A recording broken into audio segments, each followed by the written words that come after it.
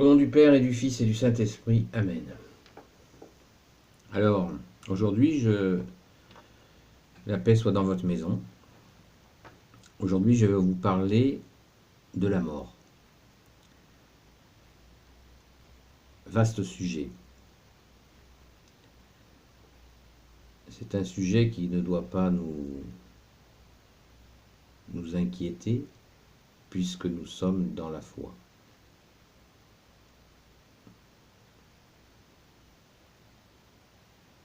Donc, la mort, le deuil,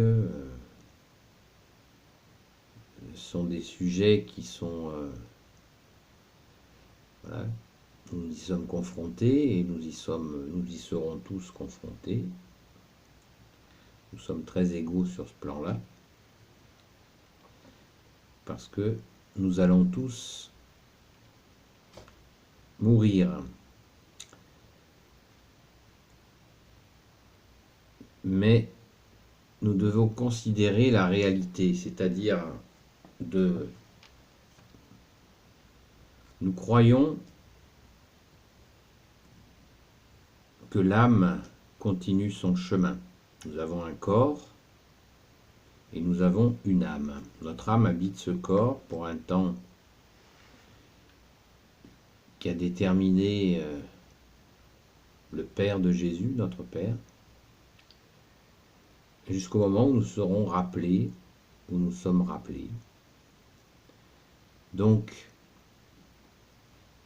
comme nous croyons que l'âme à la mort quitte le corps pour rejoindre le lieu qui lui correspond, alors nous sommes catholiques, nous aspirons à rejoindre le royaume des cieux. Et entre cette mort et le royaume des cieux, eh bien, il y a Jésus qui va venir à notre mort nous chercher pour savoir où nous allons aller.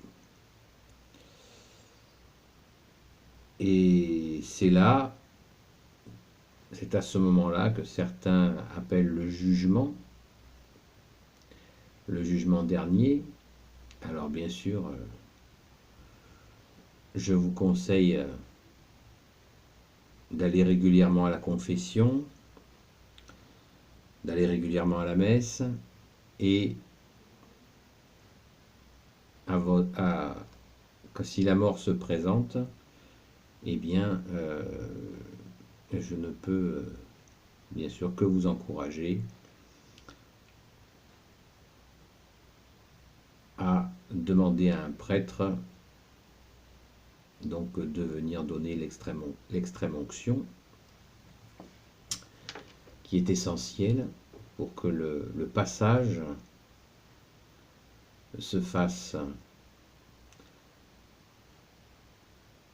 Et après, pour ce qui concerne le corps, eh bien qu'il soit le chemin classique et le meilleur, enterrement en cimetière, et je vous invite à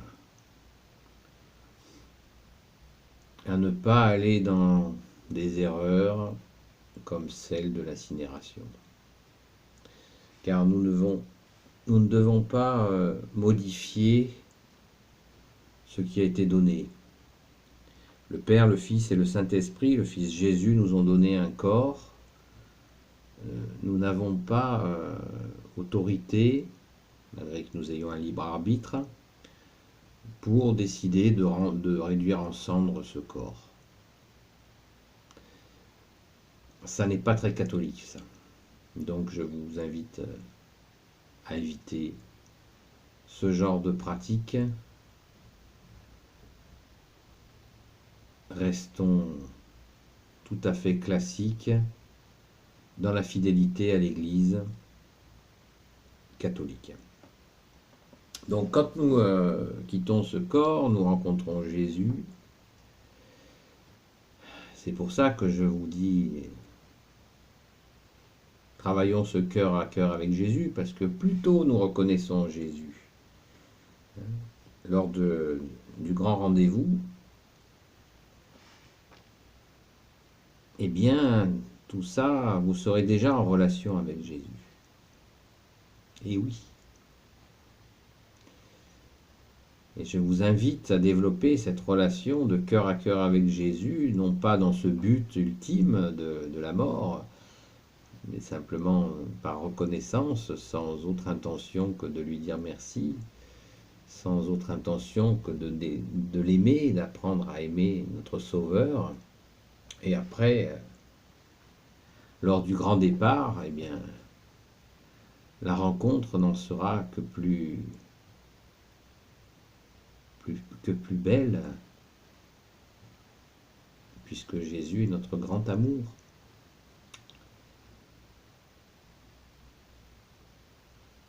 Il est vraiment dommage d'attendre le dernier moment, même si Jésus le permet, de rencontrer Jésus uniquement au moment de notre départ.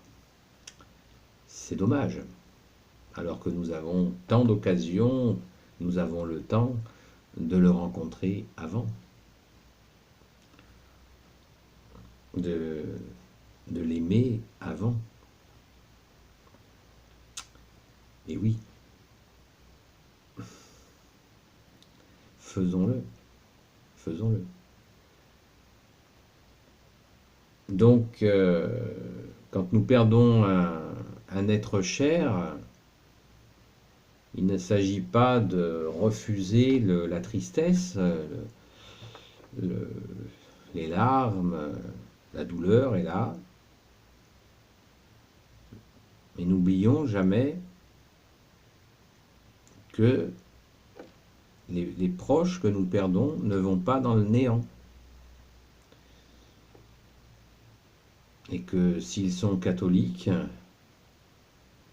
comme nous espérons, c'est notre foi de les retrouver à notre mort, de les retrouver dans la communion des saints, de toutes celles et ceux qui ont cru en Jésus, dans le Père, puisque Jésus, nul ne va au Père sans passer par Jésus, Jésus lui-même l'a dit, et par l'Esprit Saint. Donc, certes, c'est douloureux, et là, comme tout ce qui est douloureux, nous demandons à Jésus de nous porter dans ces douleurs que nous pouvons avoir, de ce manque des êtres que nous avons aimés sur cette terre, ce qui ne nous empêche pas de continuer à les aimer, sachant qu'ils sont de l'autre côté du miroir. Et ce miroir, il faut y penser, puisque quand nous rencontrons Jésus, quand nous faisons notre passage à notre mort, il nous est reflété les actions de nos vies. Jésus, qui est la pureté absolue, va nous faire miroir sur nos actions, les bonnes comme les mauvaises. Sauf celles, a-t-il dit, qui auront été confessées sur terre avec un prêtre. Avec, bien sûr, la sincérité requise. Jésus a promis que les péchés, les erreurs qui seront faites sur terre et où il y aura une authentique demande de pardon, ne seront pas reflétés, puisque Jésus a donné le pouvoir à ses prêtres de délier sur terre et au ciel ce qui aura été fait, les erreurs qui auront été faites, avec toute la sincérité qui s'impose à la confession. Donc Jésus nous fait miroir de nos actions les bonnes comme les mauvaises, à moins que nous ayons confessé les mauvaises. Donc continuons à être assidus à la confession. N'ayons pas peur de la confession. Soyons vraiment réguliers à la confession. Dans les règles de l'Église, il est dit au moins une fois par an. Une fois par an, nous devons aller à la confession. Moi, je vous invite à le faire beaucoup plus souvent. Une fois par mois, c'est bien. Et puis allez-y aussi souvent que vous en ressentez l'envie. Il n'y a pas à faire de comptabilité. Si vous sentez qu'il y a quelque chose qui ne va pas, que vous faisons tous des erreurs, eh bien, c'est l'occasion. N'hésitez pas à aller vous confesser. Donc, quand nous avons ce rendez-vous, Jésus nous reflète ce que nous avons fait, l'amour que nous avons su donner, nos erreurs, et à partir de là, il y a une décision, une action qui est prise, où l'âme peut aller à 3 endroits pour... c'est peut-être beaucoup plus compliqué que ça, mais pour schématiser, il y a 3 endroits. Nous croyons aux enfers, c'est une option. C'est pas celle que veut Jésus, bien sûr. Il y a le purgatoire, qui est un endroit transitoire, en attendant le royaume des cieux, et puis il y a le royaume des cieux. Le royaume des cieux qui nous attend, mais il n'y a que Jésus qui peut nous permettre d'y entrer, puisqu'il est la porte. Le purgatoire étant un lieu de transition pour les âmes qui sont dans des hésitations, qui sont dans des actions, de mauvaises actions qui n'ont pas été confessées. Enfin, c'est très complexe, qui fait qu'elles sont empêchées, certainement par elles-mêmes, pour aller au royaume des cieux. Souvent, bien sûr, il y a la non-reconnaissance de Jésus,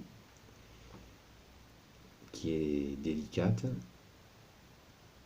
Et quand le rendez-vous est là, tout à chacun n'a pas de choix de reconnaître Jésus, à moins que l'âme se détourne de son sauveur, ce qui est possible. Et là, effectivement, tout est à craindre.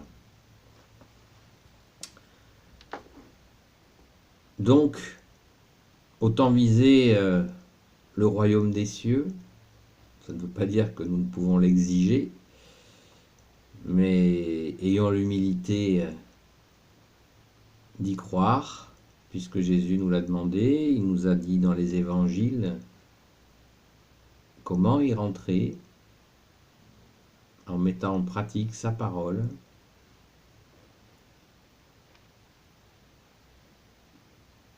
Voilà très très rapidement ce sujet. Donc, pleurons avec ceux qui pleurent, comme le dit la Sainte Écriture, et bien sûr, restons dans l'espérance, qui est la troisième vertu, une troisième vertu après la foi, la charité, que de toute façon, il n'y a pas de néant à notre mort. L'âme continue son chemin avec Jésus de toute éternité, avec son Père, notre Père, avec l'Esprit Saint, la Vierge Marie, tous les saints. Soyons dans l'espérance que ça n'est pas un trou noir. Hein. Pour ceux qui veulent des preuves, qui sont à la recherche de preuves, il y a suffisamment de témoignages de gens qui sont morts et qui sont revenus sur Terre à la vie, qui expliquent exactement ce que je viens de vous dire. Voilà. Donc toutes les preuves sont là. Toutes les preuves sur cette rencontre avec Jésus sont là. Il suffit de les écouter. Grand nombre de témoignages avec des gens très différents. Je vous en mettrai un très beau dans les commentaires. Voilà les amis. Confiance en Jésus. Jésus, j'ai confiance en toi. Jésus, j'ai confiance en toi. Jésus, j'ai confiance en toi. Jésus, je confie le passé à ta miséricorde, le présent à ton amour et l'avenir à ta providence. Amen. Béni soit le Père, le Fils et le Saint-Esprit. Amen. Jésus, toi qui peux tout et qui porte tout, je te confie tous mes frères et sœurs qui regardent cette vidéo ainsi que leurs familles. Merci Marie, merci Saint-Joseph, merci Marie-Madeleine de les bénir. Alléluia. À bientôt les amis. La paix soit dans votre maison.